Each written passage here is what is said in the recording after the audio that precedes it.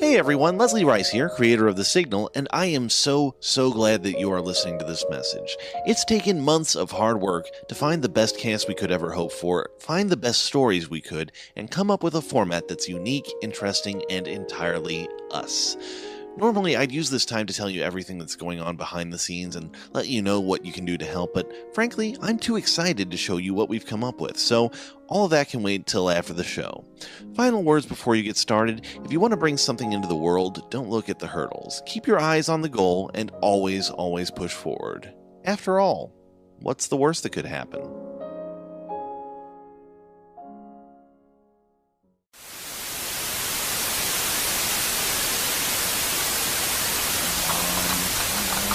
Come on. Yes! Oh shit, this fucking thing.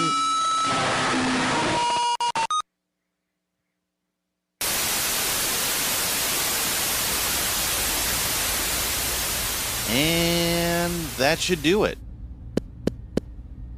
Testing? Testing? Anyone home?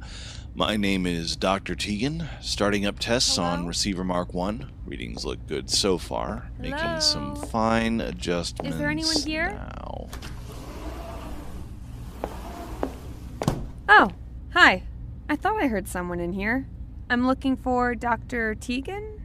Same here, but so far not much luck. Who's asking? Dr. Miller. Dr. Amy Miller? Dr. Teagan contacted me. He said he could use my expertise? Oh, I'm sorry. I just got a bit engrossed. I'm Dr. Teagan. Please, come in, come in. You'll have to excuse my sense of humor and the state of the place. That's all right, Dr. Teagan. I get the same way when I'm involved in a project. This place is huge, though. I was beginning to worry that I'd have to leave a trail of breadcrumbs. Welcome to Aerotech. You'd swear our business was building hallways rather than communications gear. And please, call me Miles. Well, if you're Miles, then I guess that makes me Amy. I've got to confess, though, you're not quite what I was expecting. Oh, well, I'll have to try and take that as a compliment. To be honest, I'm a little surprised myself. For someone with your credentials, you're, well... Younger than you expected, right? Hey, you said it, not me. That's all right. I get that a lot. Youngest in my graduating class, and I figured I'd hit the ground running. Speaking of which, let's get right to the major question here. What does a doctor of acoustics need with a quantum mechanics wunderkind? Exactly. Well, what I'm about to tell you is going to sound kind of nuts, but I'm onto something huge that ranges way outside of my experience. Color me intrigued. Allow me to present you with this. It kind of looks like a radio. What? No, that's just the housing. I needed something big enough to pack in all the gear it needs, and... Look, I'd better start at the beginning, right? That would probably be a good idea. Okay, so you know what Aerotech specializes in, right? You do a lot of government contracts. Radios for the Army, satellite networks. Right, and as you'd expect, that means working with a lot of sensitive equipment. I'm following. A lot of this gear is extremely sensitive. It's kept in vacuum-sealed chambers that are even designed to compensate for the sound the Earth itself makes as it moves through space. All this because even the regular kind of silence in an empty room is enough to damage it. Well, about a month ago, I started to notice that even in that chamber, we were picking up a reading. Okay, so are we talking about radio waves or what? If so, that doesn't really explain why you need me. Radio? No. Alright, since you're wondering where you fit in, go ahead and give me a basic definition of string theory. String theory. Indulge me. Well, matter is made up of progressively smaller and smaller pieces, right? Molecules giving way to atoms, even smaller to subatomic particles. String theory says that underneath all of this, if you could get to the most minute of all possible building blocks, there would be infinitesimal, one-dimensional objects. Strings. And? And what? What do those strings do, though? Well, they vibrate. And depending on that vibration, you get everything. Time, space, matter, light, all that we call reality. Okay, here's another question for you, one from my field. What is sound? I suppose it's when something disturbs the air. Your ear picks it up, and your brain translates it to a noise. Right, but to put it even simpler, sound is... Vibration? Exactly. Look, that equipment I mentioned, there is no way in hell it could be picking up any conceivable source of vibration. But still... Wait, you can't be suggesting that your equipment is somehow picking up... What? The sound of the universe itself? That actually is what I thought, at least at first. Then, things got weird. Then things got weird? Oh yeah, because when I started sorting through the data, and I mean really looking at it, I started to notice patterns. Too uniform to just be anomalies. It was like a language. Great. So not only can you hear the universe, but it's actually talking to you. I know it sounds crazy, but please, just listen. Not the universe itself, but a signal. I think someone has figured out a way to use the universe itself as a kind of broadcasting relay. Okay. Let's just ignore how far beyond the scope of modern science that idea is for a second. What's your proof? Actually, that's what I've been working on. The boombox. Like I said, that's just the housing. I've spent weeks figuring out how to pack it with every piece of equipment needed to cancel out ambient sound so it can pick up and translate the signal. I've actually listened to a few transmissions so far, and... What is that? Well, looks like you're getting an opportunity to listen for yourself. Trust me, you are not going to believe this. Something tells me you're right. Shh, just listen. This is the signal. Point of origin, unknown. Destination, unclear. It carries with it fragments of other places, other times, stories from unfathomable pits of darkness, and worlds of unquenchable, all-consuming light. These tales of realities both unimaginably distant and terrifyingly close are woven into, around, and through the signal.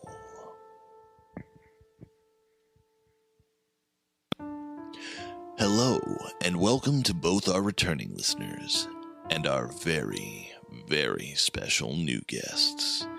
Here on The Signal, you'll encounter a new type of horror broadcast, one incorporating elements of both fiction and fact, and one in which you, the audience, may find yourselves participating. This time, we'll be exploring two tales, one which audiences may already be familiar with, and one that will be heard aloud for the first time here. We'll also be bringing you our very first local broadcast concerning a certain strange creature that has plagued the black forests of Germany for centuries.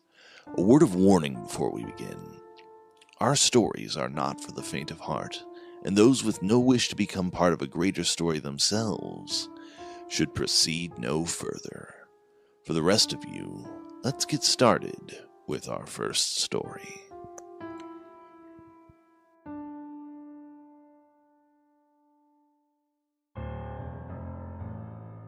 One of the great joys of being human is reaching out, connecting, either through art, the internet, a broadcast, or even through a simple written letter. But when that communication comes from an unexpected source, that joy should be tempered with caution. For writing is a way of conveying thoughts from one mind directly into another. And as the narrator of our first story discovers, the contents of some minds should never see the light of day. From author Andrew Harmon, it's time to learn what happens when one unfortunate soul has cause to say, "I've been getting strange letters from the St. Louis prison."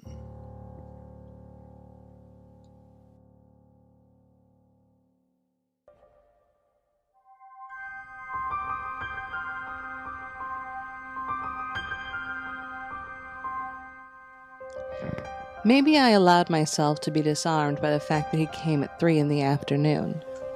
He knocked very softly for a man of his stature, hulking as he was at 6'4" with wide shoulders and big, hairy knuckles. When I asked how I could help him, he reached into his coat pocket, withdrew an envelope, and held it out to me. Who wears a coat in August? I took the envelope and looked it over. Its face was stamped over several times with information for the St. Louis Correctional Facility. A letter from prison. Great. I didn't know anyone in prison. Then I noticed a post-it note paper-clipped to the back of the envelope. It read simply, "Please allow the courier to be present to witness the reading of this letter." I looked up at the man towering over me on the porch. Though he was large, he didn't appear threatening. If anything, his calm smile made me think he might be rather friendly. I asked if he had any clue about the contents of the letter or why his presence was necessary for the reading, but the tall man shrugged and gestured towards the foyer. I nodded and invited him in. In the kitchen, we both sat across from one another at the table. I offered him some coffee, but he silently declined. Glancing up at him one last time, I peeled the flap back and pulled out a 10-page letter, scrawled in hasty handwriting on lined yellow paper. The letter began, "You don't know me. You will likely never meet me. I am on death row at the St. Louis Correctional Facility. I was locked up for the murder of my wife and 2 children. Lionel was 3, Macy was just 6 months old. I loved them dearly, but I did kill them. I will admit that first and foremost. I hate myself for it, and I rot in my cell, tortured by the images of their blood dripping off my knuckles. Let me tell you my story." I looked back up at the tall man with disgust obvious on my face. His calm, soft grin didn't waver as he stared back at me. I got up to get a glass of water, then returned to the letter. The author of the letter, whose name I found out was Fitz Willard, had been incarcerated 2 weeks ago, and had began work on his letter as soon as he had access to stationery. He never explained how he got my address or why he chose me to share his story with, but the story was brutal. Fitz Willard claimed to have been cursed. My first thought was that he suffered from schizophrenia, but he explained that he had been tested for it with no results. He insisted that a demonic spirit was attached to him. The evil spirit taunted him, tortured his every waking moment. It whispered evil deeds in his ear as he lay in bed at night. It appeared in his reflection as he walked past the mirror. The demon was constantly suggesting cruelties and filling Fitz's brain with insecurities and phobias and sinister ideas. Fitz's day-to-day life became riddled by a running commentary on the weakness of humans, the frailty of flesh, and the freedom of bloodletting. Work meetings became haunted by the demon's screeching. The spirit hissed terrible things about every face Fitz passed on the street. The worst still, though, was the demon's thoughts on Fitz's family. He called Fitz's wife a whore, called the children ungrateful bastards. The demon told Fitz that his family didn't appreciate him, that his wife was cheating on him, that his children couldn't stand to be around him, that Fitz could never provide enough for them, that their house was a sty, that their clothes were rags, that everything Fitz had worked towards his whole life was a mediocre joke at best. For 10 pages, Fitz Willard recounted the madness that crept into his psyche, the nightmares that woke him dozens of times a night. The demon made light bulbs flicker as Fitz walked under them.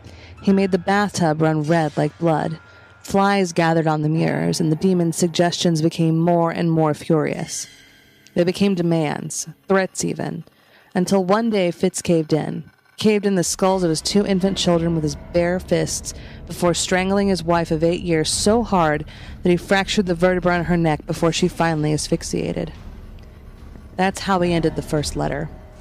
The tall man stood and nodded to me in silence. Then I led him out the front door.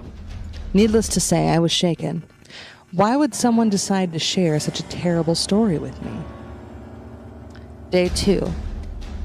The tall man stood on my porch again at 3 in the afternoon, and when I answered, he handed me the second letter. As off-put as I was by the first letter, I found that as I sat watching television that night, I couldn't shake the story from my head. I took the second letter and led its deliverer to the kitchen table once again. I wanted more. What word does justice to the nature of the second letter?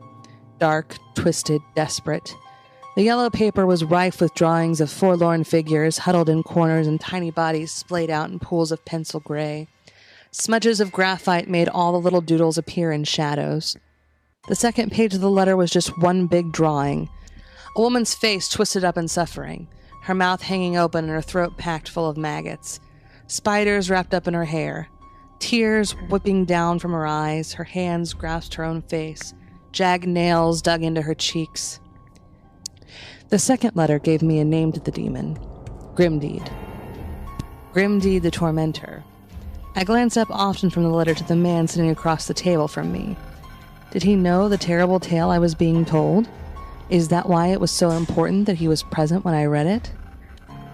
His gentle smile never faltered, never faded, as he looked idly around my kitchen. Fitz elaborated on his descent into madness, about the tearful call he made to 911 as he stood over the lifeless bodies of his family. He talked about the trial and how, even in the courtroom, Grimdeed sat behind him at the defendant's table and spoke curses about everyone present. Grimdeed demanded that Fitz try for the bailiff's gun at the conclusion of the trial, and Fitz did. This led to a brief beating. Grimdeed said that Fitz could stand at the door of his cell, screaming profanity and threatening the guards. This led to a longer beating. Grimdeed told Fitz to spit at the judge the next day at trial, and as defeated as Fitz's poor conscience was by the demon's constant influence, he did. The letter ended with another drawing. This time the whole courtroom strewn with slaughtered lawyers and the judge hung above his stand. All of it was in the smeared gray of pencil lead with grimy fingerprints pressed onto yellow paper. On the third day I was sitting on the bottom stair just inside the door, waiting for 3 o'clock. Right on time, the courier arrived, and without a word between us, I let him walk through the door. He set the third letter on the kitchen table and sat down. His smile was brighter today, wider than usual. I could tell by his demeanor that this must be the final letter. I peeled the envelope open and sat with a steaming coffee at my elbow. In his third letter, Fitz talked about his days in prison, how even in his incarceration, Grimdeed the Tormentor haunted him. He described how slow the death penalty process took, how he may die of old age in his prison cell long before an execution date was set. His penmanship became a barely legible scribble. His writing was frantic. He was a rat trapped in a cage, being prodded constantly by the cruel musings of Grimdeed the Tormentor. Fitz's sanity had long passed. He doodled himself smearing something on the wall of his cell with 2 hands, I assume feces. Fitz said he was thinking about ripping his ears off in hopes that he would deafen himself and escape Grimdeed's whispers. The yellow pages had stains on them from Fitz's tears. He apologized for that. Then, on the last page, a spark of hope. As if he had stopped and gathered himself, his handwriting once again became clean and clear. The last lines read, Grimdeed has grown bored with me. Being locked up like this, I can't do much evil worthy of him. He told me how to end my curse. Well, no.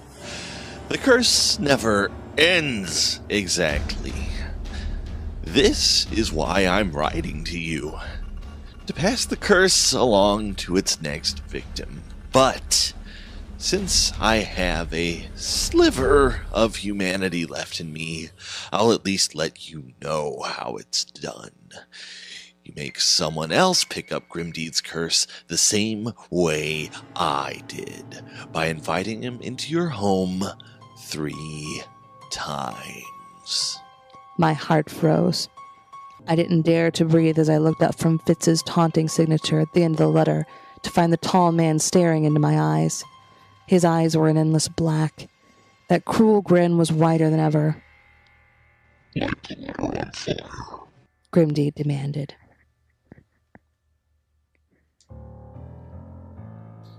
Indeed, dear listeners, one should never invite a stranger into one's home. But what is home? Simply a building of brick and mortar? Is home indeed where the heart is? Well, listeners, we may just find out, because one very lucky participant has seen fit to invite us in. Working as an au pair in Germany, She is, perhaps without her knowledge, surrounded by tales and legends both dark and disturbing. And, as we have received her invitation, it's only fair that we should enlighten her. Emma Yoakum, this is your local broadcast.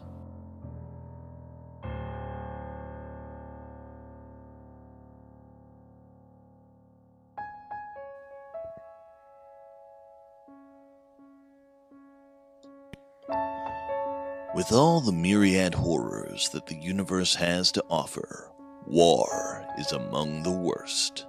A man-made monster that has no care for what or who it consumes. It ravages towns, cities, entire countries, and still isn't satisfied. But what happens when a man with an appetite for violence finds that war simply isn't enough for his own prodigious bloodlust?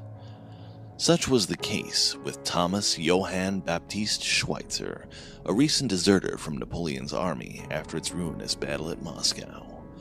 Joined by a group of Russian deserters, he and his companions traveled west as Schweitzer slowly made his way towards his home in Alsace.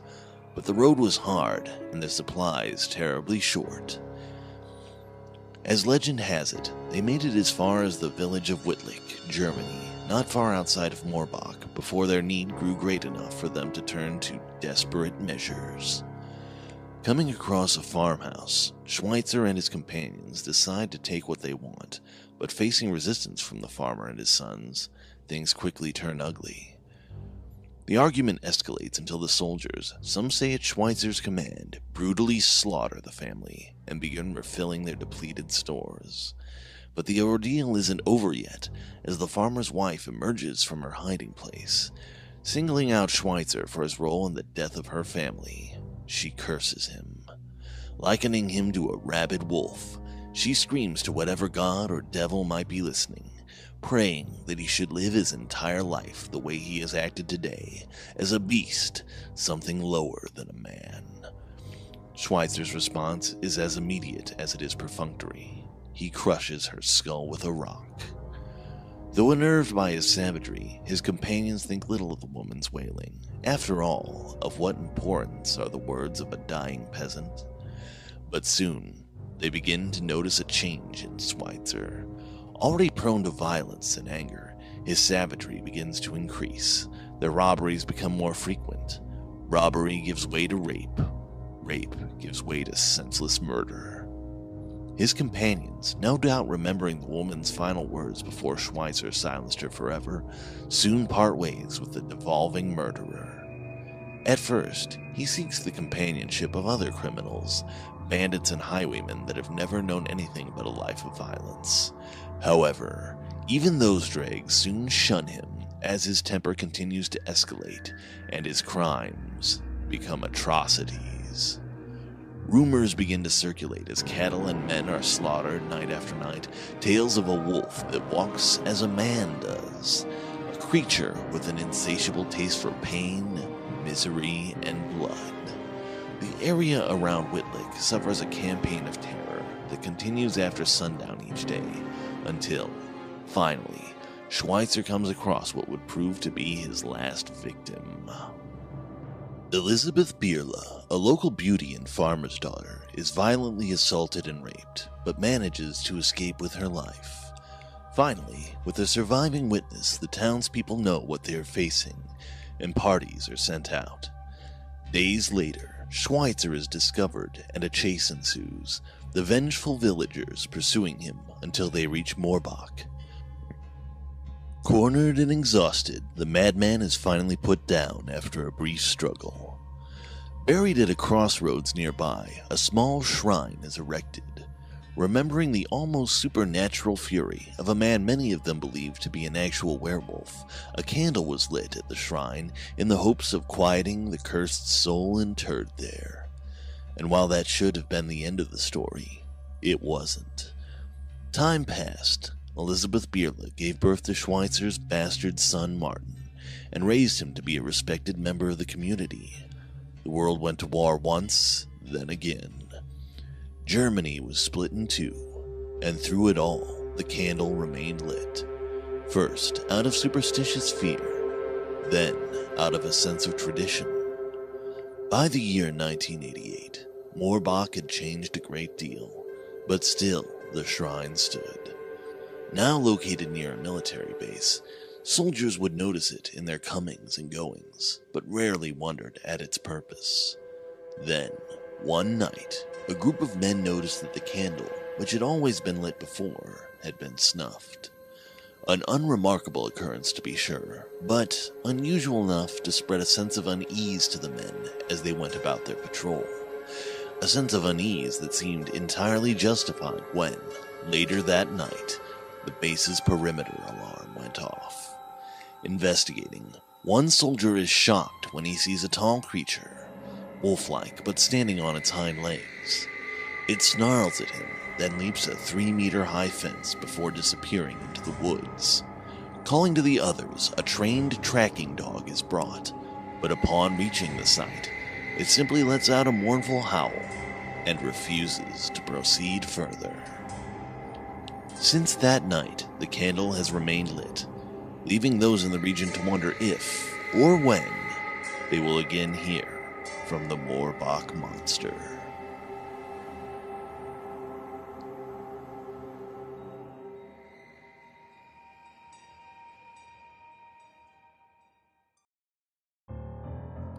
While the beast inside may terrify some, there are other, more mundane fears.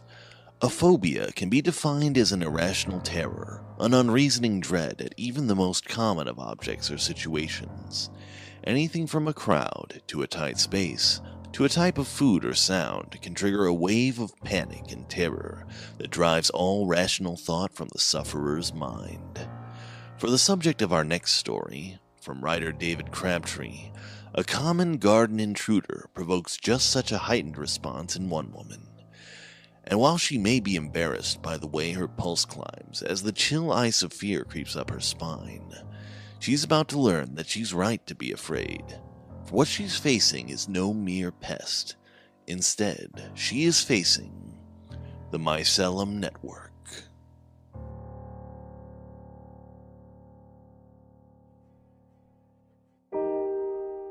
I have a somewhat unusual personality quirk. I suffer from mycophobia, the fear of mushrooms. Everything about them creeps me out. How they look, how they smell, how they taste. I would rather saw my own arms off than sit down to a plate of mushrooms. It gets so bad that I can have full-on panic attacks just by looking at them. My boyfriend Carl thinks it's cute. Well, usually, anyway. He wasn't too impressed on our last date night. He'd saved up for months to take me out to the nicest restaurant in town. Instant relationship points right there. We were halfway through our meal when I ruined the night for both of us. One of the other customers, an older man in a smart business suit, was eating mushrooms. I tried not to look, but I couldn't help myself. It was like watching a car crash, something that disgusts and horrifies you, but you just can't take your eyes off it. Every bite he took made me feel as though I was eating them myself. Seeing those slimy black mushrooms slide into his mouth made my stomach perform acrobatics within me. My delicious, expensive meal came straight back up in the middle of the restaurant. I splattered everything, including Carl's favorite shirt. Never in my life have I been more embarrassed, and Carl took me home right away. He wasn't angry with me. He understood my phobia. No. It was so much worse than that. He was disappointed. That incident told me it was time to start looking into therapy. I was in my mid-20s and completely sick of being afraid of mushrooms. My therapist told me that almost all phobias have a trigger event, some trauma in the past that led to a fear and anxiety in later life. Somebody with arachnophobia might have a childhood memory of a spider crawling across their face while they slept, for example. It wasn't hard for me to pinpoint the cause of my fear of mushrooms. I knew exactly where and when it happened, I just hadn't dealt with it. It started when I was 14. My granddad loved fried mushrooms. I don't mean he liked them every once in a while. I mean the man ate them with every meal. In the evening, he'd put fried mushrooms in a pasta or stew. In the mornings, he'd put them on toast. Half the time, he just made himself a big plate full of nothing but fried mushrooms. when my grandmother passed away, I started going around to his house after school. He was the sweetest man I'd ever met, and I felt sorry for him. He was too proud to show it, but he was lonely without her. I was happy to spend an hour or so with him each day before I went home. I even had my own key so I could go whenever I wanted. About 2 months after my grandmother's death, I went round to his house as usual. He'd usually shout, "Hello, Lisa, how was school?" as soon as I'd walked through the door. On that day, though, he said nothing. "Hi, it's Lisa," I called. "Are you upstairs?" There was no answer. "Granddad?" Nothing. I shrugged. He sometimes liked to sit in the garden when the weather was nice, and that particular day was a scorcher. I dropped my school bag and went into the living room. That's where I found him. He'd sat down on the couch, ready to enjoy a plate of fried mushrooms, and just stopped breathing. My therapist explained that people have an automatic but very flawed capability for pattern recognition. I'd found my granddad's body and seen the plate of mushrooms in his lap. My brain had made a connection between the mushrooms and the trauma of my granddad's death. Basically, my subconscious told me that mushrooms equal death. There are quite a few ways to treat a phobia. I couldn't face the idea of flooding therapy. That would involve surrounding me with mushrooms, making me touch them, making me eat them until they no longer bothered me. No thanks. Maybe that sounds silly to you, but just picture yourself covered in the thing that creeps you out the most. Spiders, rats, centipedes, whatever it is that makes your skin crawl. That's flooding therapy. Since there was no way in hell I was going to do that, my therapist suggested something more gradual. My homework after the session was to go online and read up on mushrooms. The thought made me shudder, but it was better than the alternative. By researching mushrooms, I might be able to view them with a more academic mindset. It didn't help. I did learn what I imagined my therapist was hoping I'd discover. There aren't many dangerous mushrooms in England. Any child growing up in a rural area will probably have been scared shitless by tales of the death cap, that deadly fungus that kills anybody who eats it. Well, that's actually not true. Almost nobody dies from death cap poisoning anymore. We're far more scared of them than we really need to be. Maybe the research could have helped. I get what my therapist was going for. Remove the fear by destroying my subconscious connection between mushrooms and death. Mushroom deaths are extremely rare in England, so what is there to worry about? That's when I learned about the Mycelium Network. Holy fuck, the Mycelium Network made mushrooms so much creepier than I'd thought possible. Did you know that mushrooms can communicate with each other? I'm serious. They have a system of roots that can spread for miles. If one mushroom is damaged, the others that share its mycelium network can tell. I actually cried when I read about it. My therapist had inadvertently given my phobia a whole new dimension. That night, I had nightmares about being trapped in the pale, spongy webbing of a forest of talking mushrooms. Carl had to wake me up to stop me from punching him as I tried to break free. So, therapy hadn't exactly helped, so I stopped going. I still kept an emergency phone number, though, for in case I had a panic attack. Having somebody to talk to usually helped me calm down again when I accidentally came into contact with mushrooms. It might be that I'd seen some in a garden or caught sight of them in a supermarket. Whenever I felt the anxiety reach a boiling point, I had a number to call. For a long time, I actually managed to get on with life just fine. I was having fewer panic attacks, and the ones I did have weren't as severe. Me and Carl still couldn't face going into a restaurant again, but I was working on it, and he was supportive. Things were starting to look up. Of course, things went to shit in the end. Carl sets off to work earlier than me, so I was alone when I stepped out the front door. I froze.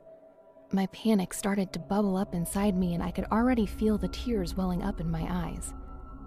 There, in the middle of my lawn, was the most disgusting mushroom I'd ever seen. It was huge, a foot-wide lump of gray and black flesh. Thick yellow fluid oozed out of the holes riddling its uneven mass. It reeked, too. The damp stink of woodland rot filled my nose even from where I stood. I had to use my emergency number. "It's okay," the therapist said as I explained what I was looking at. It'd taken me a long time to get the words out between my sobs. "This is actually a good thing." "How is it a good thing? This is the worst fucking mushroom I've seen in my life." "Exactly. This is as bad as it gets. If you can face this, you can overcome your phobia." I didn't say anything for a while.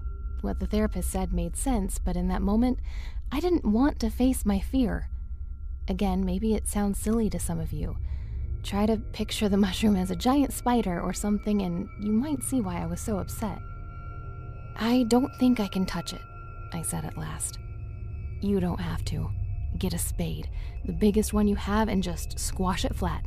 Squash it so that you know it has no power over you. Honestly, I didn't know how long it took me to build up the courage to do it. It made me 15 minutes late to work, but I always set off far earlier than I need to. Somehow, I managed it. I pounded that disgusting gray and black mass into nothing more than a puddle of yellow ooze. My boss gave me an earful for being late, but I didn't care. I'd done it. I'd walked over to the world's most hideous mushroom and I demolished it. My grin didn't leave my face for the entire day. I was still grinning as I drove back home after work. When I got back, the pile of goo on the lawn had mostly cleared up. Carl starts and finishes work earlier than I do, so I figured he must have done it. As it turned out, I was right. He greeted me at the door with a huge smile on his face and kissed me the moment I got in. I'm so proud of you, Lisa. Sorry I left you to find that thing this morning. I was running a little late and I figured it might give you a chance to face your fears. Oh, so you're my therapist now, I said in a fake angry voice. I couldn't keep it up for long. Well, at least you cleaned it up. Thank you for that. I thought it was the least I could do. This is a big deal. Remember what you managed to do whenever you feel your anxiety starting to play up. Don't forget how strong you are. You really are starting to sound like a therapist. Have you been on Wikipedia or something? Once or twice. He gave me a wink, then another kiss. We went upstairs, shedding our clothes with every step. The next morning, I woke up happier than I'd been in a long time. Carl was already gone, of course, but he'd left some jam toast on the kitchen counter for me. He'd also left something else, a note on the front door. Use the back. I frowned. We never used the back door. It led down a grimy path between rows of houses that was always full of litter. We always went out the front where we had a decidedly more pleasant view of a street filled with neatly mowed lawns. When I opened the front door, I understood the note. The mushroom was back, grown to its full size overnight. It had brought dozens of its friends too, each one just as big and twice as ugly. I genuinely screamed at the sight of my infested lawn. My phobia came back with the force of a falling dump truck. Carl had obviously started trying to uproot one of them before going to work. There was a trowel left beside one of the huge oozing mushrooms and a hole at its base. The mycelia, the mushroom's roots, went deep into the earth. A hideous spider's web of pale fungal flesh that could have well gone on for miles. Uprooting them wasn't a job for one man in a hurry to get to work. I called my panic number again and my therapist did his best to calm me down. It was no use. I'd thought that destroying the mushroom would show me I was in control. All it did was reaffirm to me how quickly and how insidiously the damn things could spread.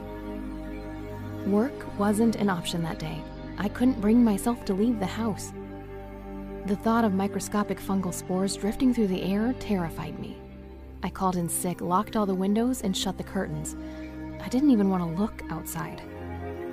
When Carl came home later that day, he looked worried. Not about the mushrooms. No, Carl had never shared my phobia. He was worried about me. I'm sorry, Lisa. I tried to dig them up, but they were rooted too deep. I didn't have the time. Don't go near them, I sobbed. Just, I don't know. Call an exterminator or something. I'm not sure there's any such thing as a mushroom exterminator. I'll do it myself. No! Please, just stay inside. Have a look online for a gardener later. There has to be a spray or weed killer or something they use. Don't do it by hand. All right, I'll have a look tonight. For now, just try to relax as best as you can, okay? We didn't have sex that night, but that was fine. Carl looked up a specialist who dealt with fungal infestations. He tried calling, but the number was out of service. He promised to look again in the morning and spent the night with his arms wrapped around me. The next day, I woke up screaming. Carl jumped awake next to me, mumbling some half-asleep nonsense. When he saw what made me scream, his eyes widened in fear. Holy shit. Our sheets were covered in gray and black patches of oozing mushroom flesh. I kicked them off in a violent panic and backed up against the wall. I felt something soft and wet burst as my bare skin pressed against it. I didn't have to look around to know that they were growing on the walls, too. Lisa, I want you to go to a friend's house for a while. I didn't say anything. I just nodded. My bags were packed and I was in my car within the hour. I'd sorted out my things in a sort of terrified dream state. The mushrooms were all over the house and I'd gone well beyond a simple panic attack. I was in the kind of shell shock you might find in soldiers. Promise me that you won't try to deal with this yourself, I said to Carl before I started driving. Look, I agree they're disgusting, but they're still only mushrooms. They can't actually hurt anybody. Promise me! Carl looked put out. He always did have that stupid macho man philosophy when it came to looking after the house. You only call somebody if you're too stupid or too weak to do it yourself. I started to suspect that perhaps the specialist he'd phoned hadn't been disconnected at all. Carl probably just told me it had. I promise, he said at last. That was good enough. He was headstrong, but he'd never once broken a promise to me in his life. Carl's word was golden. I'd agreed that I'd spend 3 days at my friend Julia's house. She was always happy to have me over and knew about my phobia. Waking up to find a house full of mushrooms was exactly the kind of thing that required a few days on her couch and more than a few bottles of wine. Stupidly, I'd forgotten to pack my phone charger and Julia didn't have one of her own. By the second day at her house, the battery on my crappy brick of a phone was completely gone. Thanks to the wine, I only noticed when the end of the third day rolled around. I was supposed to phone Carl when I was setting off. Since my phone was dead and I couldn't even remember my own number off the top of my head, that wasn't going to happen. Still, I didn't think it would really matter. The drive home was nerve-wracking. The wine was long since out of my system, and with its absence came the usual low mood. Anybody who's had an anxiety problem can tell you that a low mood can sometimes bring on an attack. I didn't actually get to that point, but I was close. Images of the lumpy gray and black mushrooms kept forcing their way into my mind. I did my best to block them out, but was only half successful. My fear came back in full force when I arrived back at my house. The lawn was infested. Dozens of mushrooms, some of them as high as 2 feet, covered every available patch of earth. My heart beat out a sped-up techno tune as I made my way to the front door. I was in that dreamlike state again as I pushed it open. I felt the squelch as the door broke through mushroom flesh. The stink of it should have been overpowering, but I hardly noticed. There's a sensation that goes beyond terror. It leaves you cold and numb. Nothing feels quite real. Yellow pus seeped into my shoes as I stepped into the house. The carpet was completely hidden beneath gray and black mounds. I started to walk across the hall, not truly feeling as though I was in control of my body. Carl? My voice sounded faint. I could barely manage a whisper. Carl? Are you upstairs? There was no answer. I dropped my bags to the floor. There was a wet thud as they broke through the mushroom skin covering the floor. Carl? Nothing. I couldn't face going upstairs. The way was blocked by huge tumors of fungus. I didn't think I could bring myself to squeeze my way through them. Instead, I took a right and went into the living room. No, I whimpered. This isn't happening. This isn't happening. This isn't happening. I repeated the mantra to myself. My mind was lost to a numbing fog. I couldn't help but try to convince myself that what I saw wasn't real. I only recognized Carl's body because he was wearing his favorite shirt. A shirt stained yellow and torn, split open from within by the oozing mounds of gray and black flesh.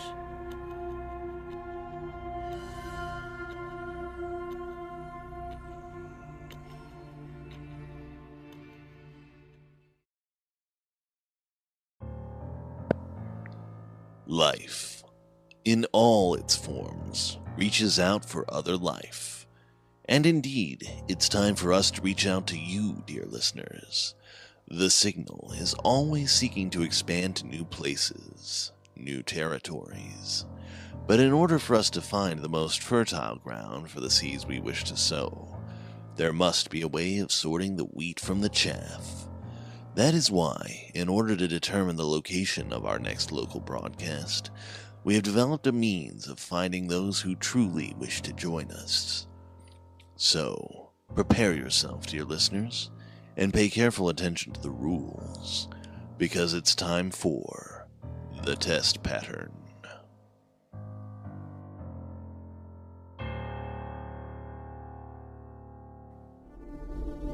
Hello, and welcome to the test pattern.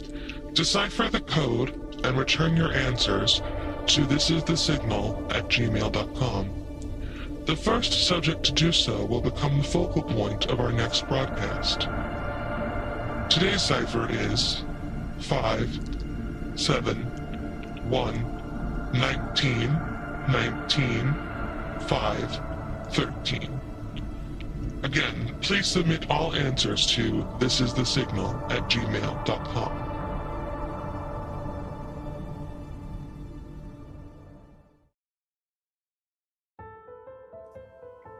And as some of you seek to join the signal, the time has come for us to conclude our broadcast. For our regular listeners, don't despair. We'll be back with an intermission soon. For those who are just now discovering us, we'll see you again very soon on The Signal. Well? That is insane. Tell me about it. I mean, if what you're telling me is true, and part of me wonders if it is, someone's figured out how to manipulate the building blocks of the universe, play with creation itself, and they're using it to broadcast a radio drama? That's what I thought too, but then again, the first ever sound recording was Edison reciting Mary Had a Little Lamb. Maybe, but that was just a test. He didn't compose an entire program with actors and sound effects and contests and... Look, if this was a test, it wouldn't be this complex. It's like this show is the actual purpose behind the invention. It's like someone inventing nuclear power just so they can cook Pop-Tarts. Yeah, but on the plus side, you'd have some pretty well done Pop-Tarts. I'm serious, Miles. Someone just playing with the fabric of the universe like that is beyond terrifying. And was it just me, or did that all seem oddly targeted? What do you mean? You say you've heard these broadcasts before. How many? 2? Have they ever gone out of their way to welcome new listeners before? Well, no. And those introductions to the stories and segments, warning people against pursuing the unexplained? I don't know about you, but it all felt oddly personal. I mean, it is a horror show, but that was rather odd. Did you try to contact the people who made it? They mentioned how to get in touch. I tried after the last 2. None of the email addresses exist, and I couldn't find any of the authors or web pages anywhere. Miles, if this is what you think it is, then it's possible that this signal isn't actually from here. Like it said in the intro. Other places, other times. If that's the case, then the implications... So, convinced? I'll need to see your data. All of it. Already done. Everything looks good. I'll have to check them when I get home. It's getting late. What? Ugh, damn it. I can't believe the time. Alex is gonna be pissed. Come on. Who's Alex? My son. Oh, I didn't notice a wedding ring.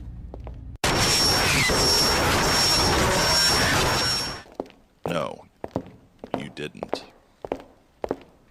I'm sorry. I didn't mean to bring up something that... It's fine. So, starting to think that we might be onto something? Maybe.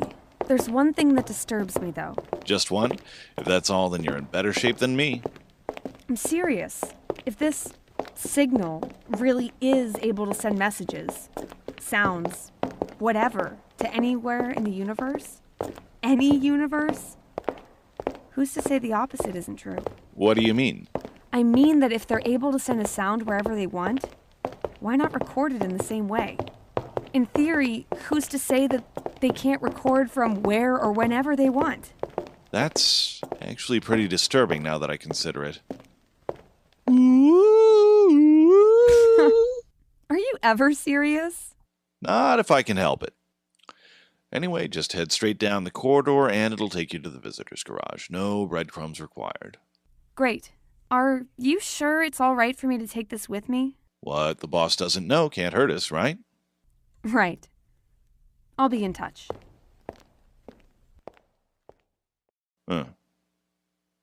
Anyone listening in? Bullshit.